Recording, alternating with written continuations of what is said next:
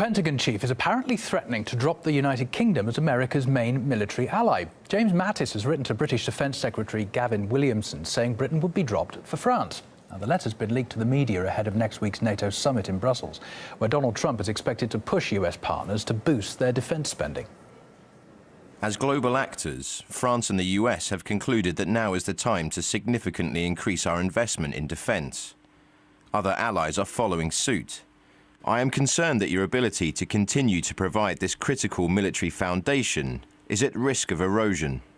Just to quickly crunch the numbers on this, the US, which pays 3.5% of its GDP to NATO, has repeatedly pressured its allies to pay at least 2% of their GDPs.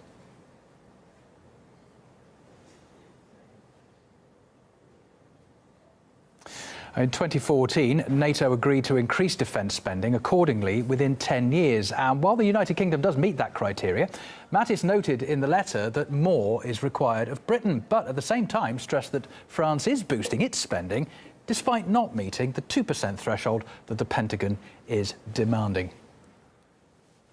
Now it's all left Donald Trump again saying that Washington's NATO partners just expect the US to foot the bill. We're the piggy bank that they like to take from. Whether it's military protection, you look at NATO. NATO, we're spending 90% of NATO. Now, it's all wonderful and we like to help out, but it helps them. They're in Europe. Helps them a lot more than it helps us. We're very far away.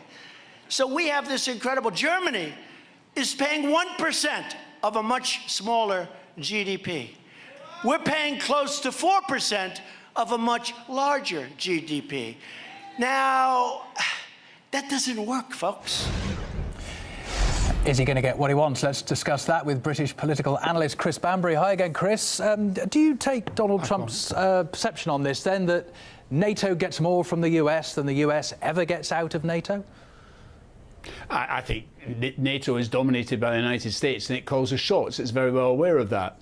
Well, I think that's always been the case and Trump is aware of that. But what I think underlying this is there is actually an element of continuity between the Obama administration and Trump, in the sense, if you remember the swing away from Europe, the swing away from the Middle East under Obama towards the Pacific. That is Trump's primary goal. He's more interested in relationships with China than he is with Europe. And you can sense the frustration as he's looking at pivoting away from Europe, pivoting away from the Middle East. Also, that frustration comes in with the European Union in particular, and it's articulated there. It takes the form of trade wars and now this attack on defence spending. Strangely picking on Britain, which, as you say in the package, spends more than any of the other countries in Europe, particularly the Germans. Choosing to pick on the British seems crazy, but I think the real target is the Germans in particular, which, as you said, doesn't spend anything like France or Britain on military spending. So Britain's not likely to yield to this, and if it's already meeting its criteria, it's just going to throw that idea in the bin, isn't it? So what's the end game here? I'm not so sure about that, Colin, because traditionally in this so-called special relationship between America and Britain, it's always the United States that's called the shot, and Britain's trailed along like a well-behaved poodle. So I suspect that post-Brexit Britain, facing worries about where its future lies, the temptation is going to be we need to hold close to the United States, even if they're not that interested in us anymore, even if it's pointed out that Donald Trump is fed up with Theresa May and her teacher-like way of operating.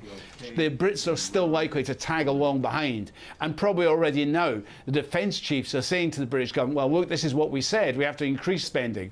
So I suspect actually the Brits will give in to the Americans if push comes to shove. And they're looking over at France and the friendship that Trump supposedly has with Emmanuel Macron, very worried that this special relationship, as I say, the Brits could somehow be supplanted by the French. So in London, there'll be desperation to cling to the coattails of the United States.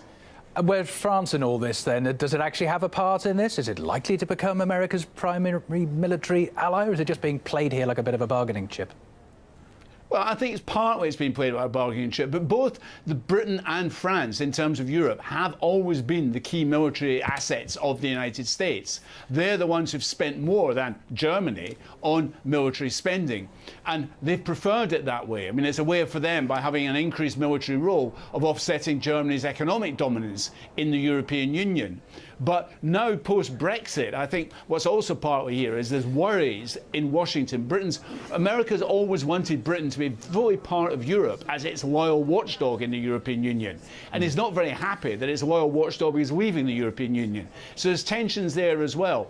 So I think this is, a game. I think there's pressure on the French to up their military spending, pressure on the Germans, and with Trump attacking Angela Merkel's beleaguered administration, and pressure on the Brits. So I think Trump's playing them all off against each other here. And it's all lining up to be a big old NATO bum fight in Brussels next week. And when that happens, we'll catch up with you again. For now, though, Chris Bambury in London. Thanks for that. Thank you, Colin.